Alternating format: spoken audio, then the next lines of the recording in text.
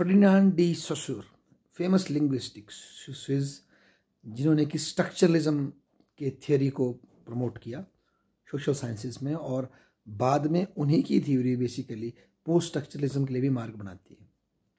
वो कहते ये हैं, जब उन्होंने संस्कृत, जर्मन और अन्य भाषाओं का अध्ययन किया तो उन्हें ये पता लगा कि बेसिकली लैंग्वेज में जो सिग्निफायर और सिग्निफाइड होता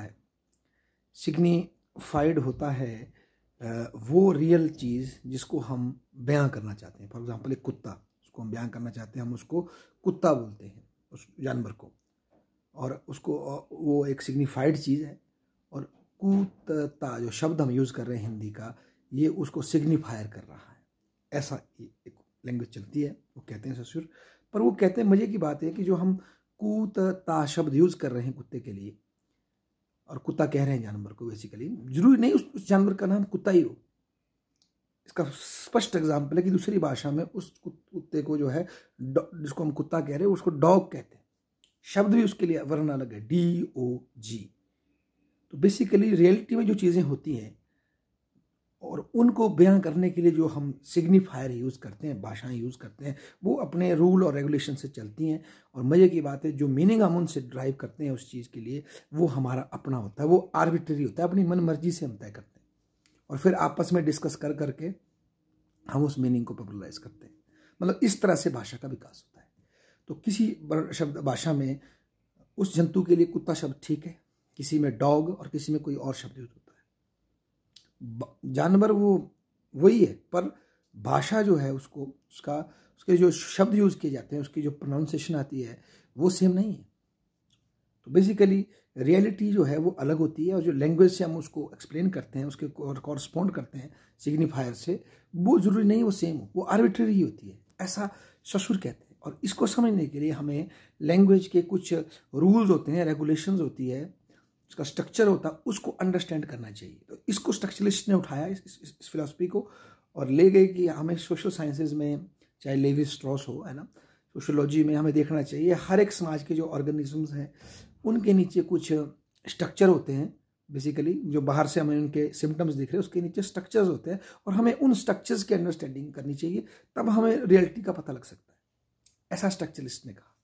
जबकि पोस्ट स्ट्रक्चरलिस्ट ने इसी बात को ऐसे घुमाया कि भाई अगर सच में ही सिग्निफाइड और सिग्निफायर में अंतर है, मतलब कुत्ते शब्द और जो जानवर वहाँ बैठा है, जरूरी नहीं वो कुत्ता कोई और भी हो सकता है। तो उसका मतलब है हम जितनी भी अपनी कहानियाँ बयां करते हैं, बेसिकली वो हमारी अपने मतलब होते हैं, हम अपने मतलब के लिए बयां करते हैं, और एक ही जानवर को हम अलग अलग नाम दे सकते हैं।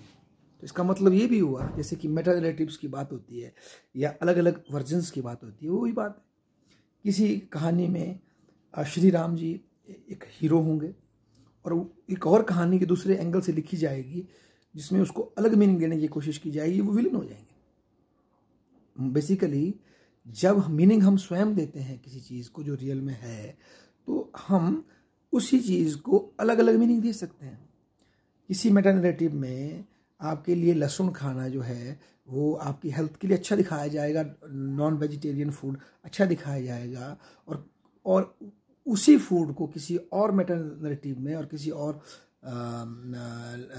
स्ट्रक्चरल सिस्टम में जो लैंग्वेज कन्वे करना चाहेगी मीनिंग, उसको बुरा दिखाया जाएगा।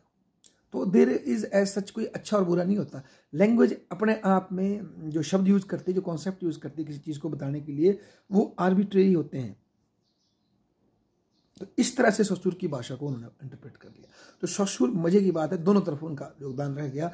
एक तो उन्होंने स्ट्रक्चरलिज्म दिया जो मॉडर्निटी के पर आधारित है, कि समाज के जो भी इंस्टीट्यूशंस हैं, जो भी संस्थान होते हैं, चाहे इकोनॉमिक्स हो, चाहे पॉलिटिकल साइंस हो, चाहे सोशोलॉजी हो, उनके मूल में बेसिकली कुछ स्ट्रक्चर्स होते हैं और वो कुछ रूल्स और रेगुलेशन से गवर्न होते हैं। उनकी स्टडी कर लो आप, जो बाहर जो आपको जो एग्जाम्पल्स दिख रहे हैं आप उसको अंडरस्टैंड कर सकते हैं।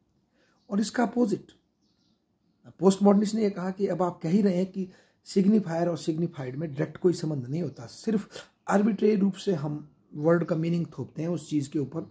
तो भैया फिर सब कुछ ही आर्बिट्रेरी है ना। आप उसको डॉग भी कह सकते हैं, आप उसको कुत्ता भी कह सकते हैं, कौन सही है? डॉग भी ठीक है अपनी जगह, कुत्ता भी ठीक है। तो there is nothing such as truth, जो हमने सदियों से फिलोसफर्स ने लैंग्वेज में बयां करने की या पॉलिटिकल थ्योरी में हमने बयां करने की कोशिश की, जो मैं बता रहा हूँ ये परम सत्य है। जब आप बयां ही नहीं कर सकते, उसमें आपकी सब्जेक्टिविटी है, तो आपकी सब्जेक्टिविटी रियलिटी कैसे हो सकती है?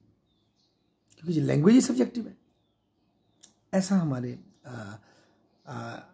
सोश्यूर का, फर्नांडिस सोश्यूर का इनडायरेक्ट कंट्रीब्यूशन था। Thank you.